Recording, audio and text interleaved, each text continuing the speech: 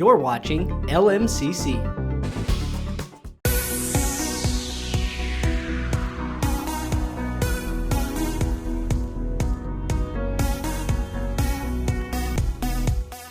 Hi, I'm Jennifer Labadie, the Mayor of Shorewood, Minnesota. Welcome to Shorewood's 2024 State of the City Address. Let's get started. The City of Shorewood just launched its new website. This new website will offer more dynamic content, more timely news, and provide a more user-friendly experience. You can submit feedback about the new site through an online form, but submit your feedback soon because the form will only be available through May 10th.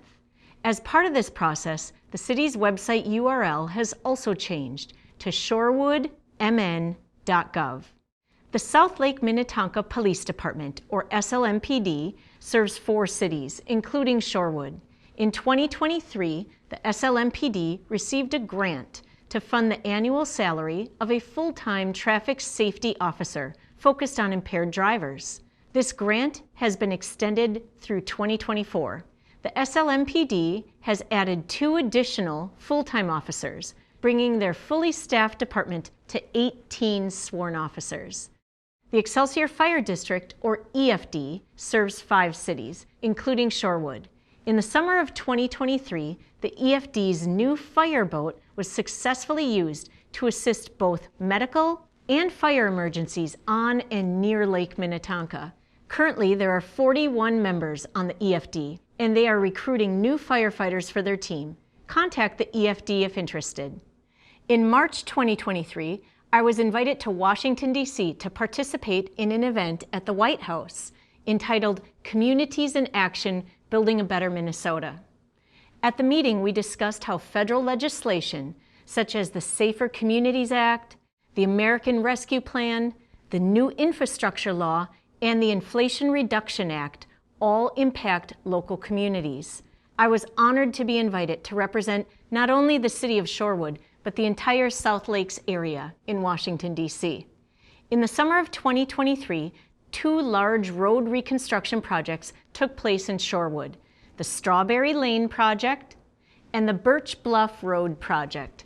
Both of these projects included rebuilding the road base layer, widening the road, the installation of a curb and gutter on both sides of the road, and the addition of water lines, which provided these residents with their first opportunity to connect to city water. A sidewalk was also installed on Strawberry Lane. In projects like these, the final top layer of asphalt is applied after 1 winter, which allows the road to settle through an entire frost-thaw season. Both Strawberry and Birch Bluff will receive this final fresh top asphalt layer sometime in either late spring or early summer 2024, after weight restrictions have been lifted from our roads. The summers of 2024 and 2025 will be mill and overlay summers. A mill and overlay consists of taking up the current road surface, regrinding the material, and laying back down a new road surface.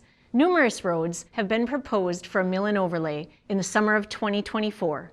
This proposed list can also be found on the city's website. The Eureka Road Mill and Overlay will occur in 2025. In the future, other roads will be added to the 2025 Mill and Overlay project list. Shorewood is seeking state funding to help with the construction of costs of a trail and a water main extension along Mill Street. The project will improve safety and provide these Shorewood residents with access to municipal water. Shorewood is collaborating with the City of Excelsior and Hennepin County to construct this trail. The cities have completed feasibility studies, and the county has led extensive community engagement process. Shorewood has 7 city parks. In 2023, after several acts of vandalism, the City Council unanimously approved the purchase of a video surveillance system. After the installation of the surveillance system, 3 of our parks were extensively vandalized in one night. Here's some footage of the vandals. Contact the SLMPD with any information that you may have about these senseless acts of vandalism. On a more positive note, as we are making improvements to our parks, the city is intentionally installing equipment to improve the ways that residents of varying abilities can participate in our parks. This includes the installation of wheelchair and walker-friendly surfaces around the playground equipment, introducing musical and interactive sensory equipment, and installing more adaptive equipment in our parks. Here are some additional park updates. In the summer of 2023, all of the paved trails in Freeman Park were resurfaced. Also in the summer of 2023, and in partnership with the Three Rivers Park District, Shorewood installed a new paved trail in Freeman Park that leads from the park's main parking lot through the park and onto the Lake Minnetonka Regional Trail, also known as the LRT Trail. Three Rivers will now identify Shorewood's Freeman Park as an official LRT trailhead and parking area. Shorewood has resumed taking steps towards mitigating the invasive buckthorn that's growing in Freeman Park. Shorewood hired professional contractors to cut down actively growing buckthorn. Resident volunteers will gather in Freeman Park to further remove the larger dead and downed trees and branches from the wooded areas in Freeman Park. Small tree seedlings will also be planted by the volunteers in Freeman Park. Go to the city's website for information on this and other volunteer opportunities.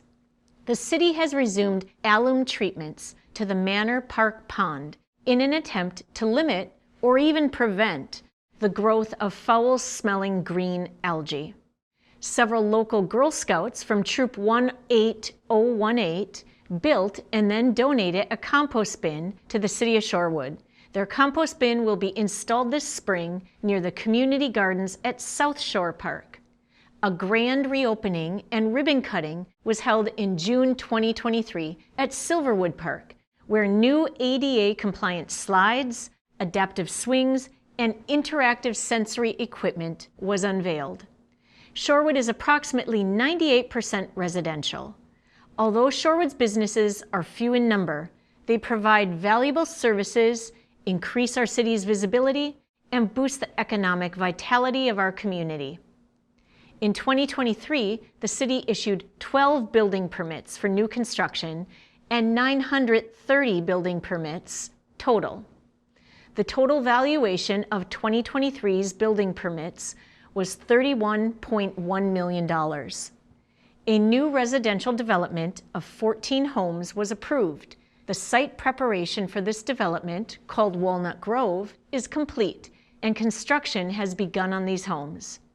This past September, the Shorewood City Council adopted the preliminary 2024 general fund budget and the proposed 2024 property tax levy. The 2024 Shorewood general fund revenues and expenditures are preliminarily budgeted at $6.5 million. The city's 2024 preliminarily adopted property tax levy is $7.1 million. However, the city's payable 2024 tax rate is projected to decrease by 0.4%.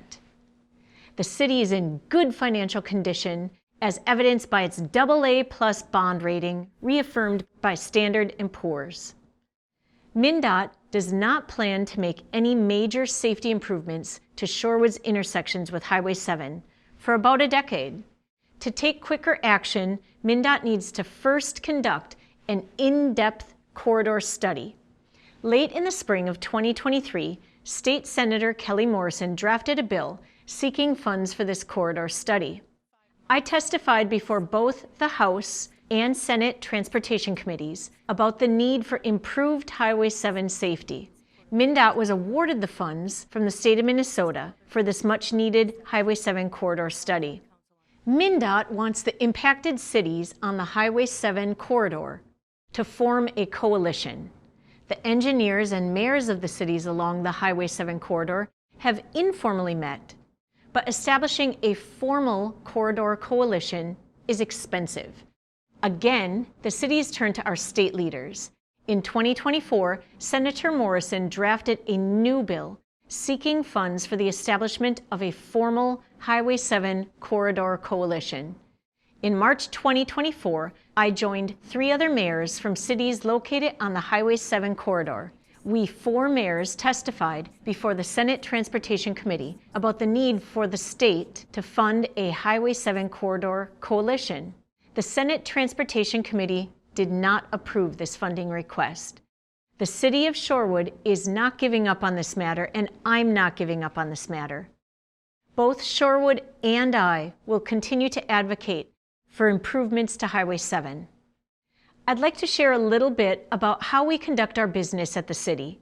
The City Council works together to serve the residents of Shorewood.